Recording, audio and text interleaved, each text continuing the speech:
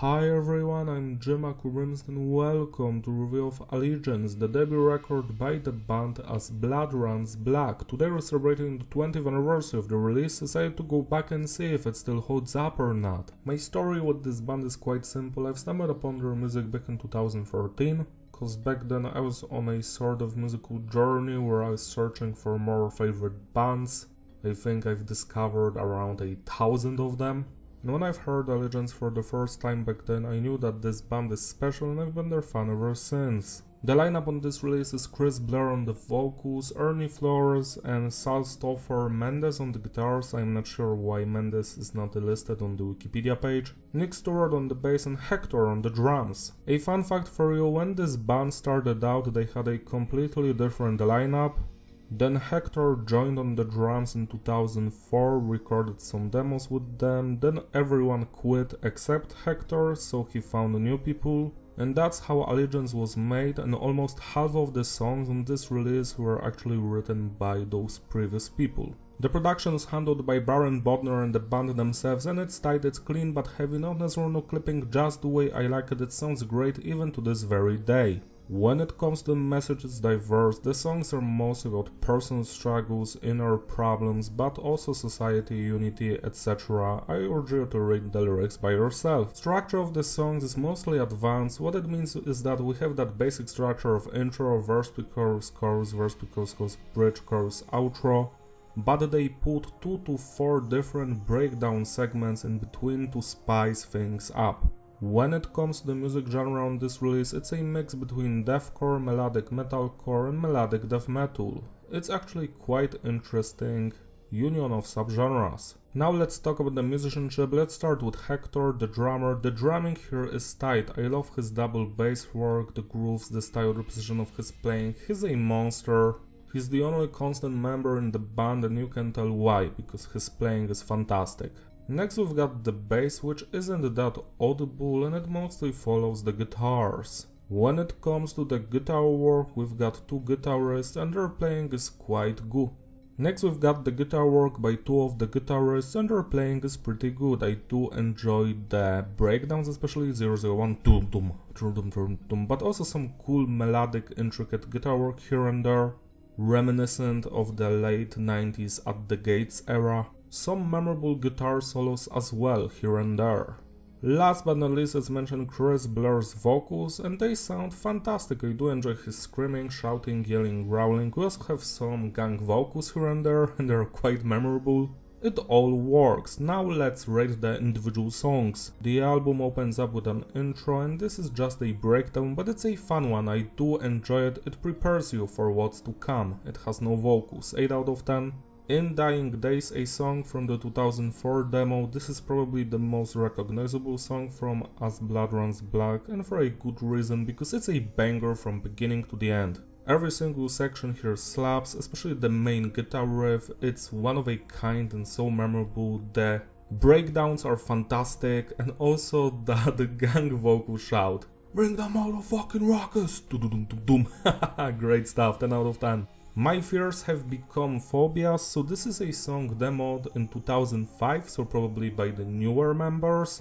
I do enjoy it, even if the verses sound a little bit generic when it comes to that 2000s metalcore vibe, but yet again, that breakdown in the middle, fantastic. It even comes back later as the outro. 10 out of 10. Hester Prynne or Prynne, I don't know how you pronounce that, this is my favorite song of this release.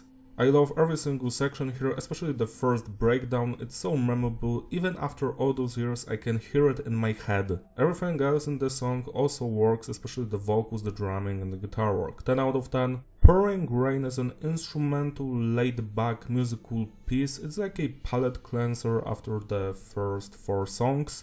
It's actually pretty good. It gives you time and space to breathe. 8 out of 10. The Brighter Side of Suffering is where you're going to see the main flaw of this release, which is the fact that every single song except the intro and Pouring Rain sounds exactly the same. It's hard for me to talk about this track because I don't remember anything of it except the fact that it was just good, nothing special, 7 out of 10. I could say the same exact thing about The Beautiful Mistake. What was this song about? Probably love, and that's it. So yeah, it was very similar to the rest of the record, 7 out of 10. Strife, Chug Chug brings back the intensity and energy after the two lesser fun songs. I do enjoy the breakdowns here as well. Yeah, it's a fun track, 8 out of 10. Beneath the Surface is quite similar, yet again the breakdowns are the moments that I do remember and the main guitar riff, which is quite fun, 8 out of 10.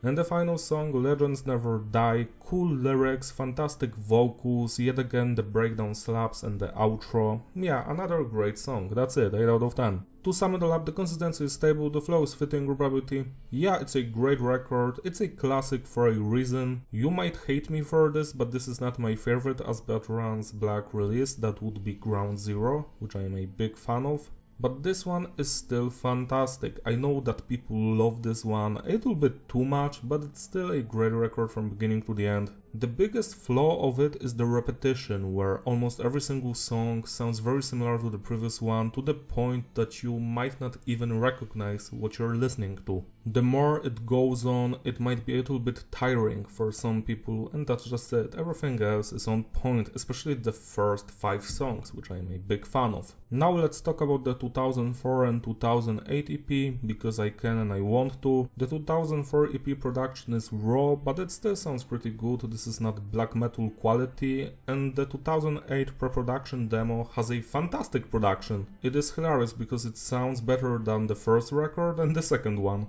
I'm not going to repeat myself about the message, structure and musicianship because it's the same as on the debut record, but what I can tell you is that the first 5 songs here from the first EP have completely different lineup except the drummer Hector, and the 2008 EP songs, the last 2 ones, actually have the same lineup as the debut album but without Hector. Hector is replaced by someone else. And those are the only songs from the band without him. And nowadays it's even hard to find information about that 2008 pre-production demo because it's like it has been scraped off the internet, but it's on Internet Archive, it's where you can find and listen to it, and also on YouTube. But either on Soulseek or Internet Archive you can find it in way better quality than on YouTube. So let's talk about the individual songs. The EP opens up with intro, and this intro is way better than the one on the debut album. I'm actually astonished that it wasn't re-recorded, it's so good. This is easily in my top 5 As Blood Runs Black tracks. I just love the dum dum dum dum. The fact that the guitarists are doing mama mama mama and the bass is like you can hear the bass.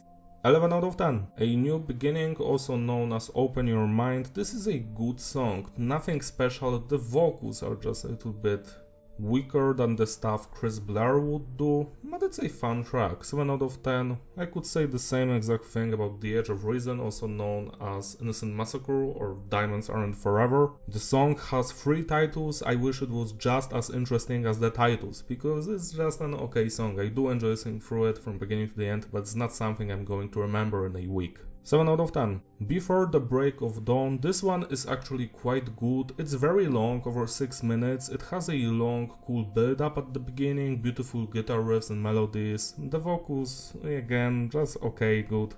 I'm actually surprised that they didn't re-record this for the debut record, because maybe with the other vocals it would sound even better. 8 out of 10. The hidden track starts out normally, but then it morphs into a rap song with some drumming in the background. There's a lot of lyrics making fun of nu metal, which is forbidden on this channel because nu metal is fantastic. Do not make fun of Fred Durst. If you do, you're going to get a sleep paralysis demon who's going to rap to you, break stuff every single night. But I do enjoy the hidden track, 8 out of 10. Now let's talk about the 2008 pre-production demo. This one is more interesting because these aren't full songs, only like 75% of them. What's even more interesting is that while the band was recording this, apparently it was supposed to be a full album. Whenever a full record was recorded or not, we don't know, we can only speculate, but we do know that it was blacked by Hector and it wasn't released, probably. Because a year later in 2009 he restarted the band without all of those members in the band. I wish we could hear that 2008-2009 record, because it's probably one of the better ones from this band. Anyways, going back to Destroying What Doesn't Matter, this song, probably the best As Blood Runs Black song. We won't know because we cannot hear the full thing, but from what I've heard, the first 3 minutes are beautiful. The production slaps, the guitar riffs are tasty, juicy, the vocals, the drumming, the bass lines, just everything. This sounds better than the debut record, to be honest, 10 out of 10. With Greater Heights is a song that actually was later re-recorded as echoes of an era in 2011 for the second record, I am not sure how. But what's funny is that the final version from the 2011 album sounds like dog shit compared to this one. It's so hilarious to hear. You have to check it out. The production here, the powerful instruments, the vocals, it just sounds so good, and then you're going to hear the echoes of an era version and you're like, huh? Funny as hell, 10 out of 10. To sum it all up, the 2004 EP is just good, and when it comes to pre-production 2008 demo, that one is quite fascinating, a piece of history that you should check out. That's all from me. Celebrate honestly by spinning Allegiance today, also those demos, because why not? They deserve your love and attention. If you enjoyed this review, give it a like and subscribe, follow me on my Instagram in the description, shout out to my Patreon supporters who actually sponsored these videos, you're truly wonderful, you can join them if you want so I can make you an album review, do MIDI cover video of your choice. See you next time, bye!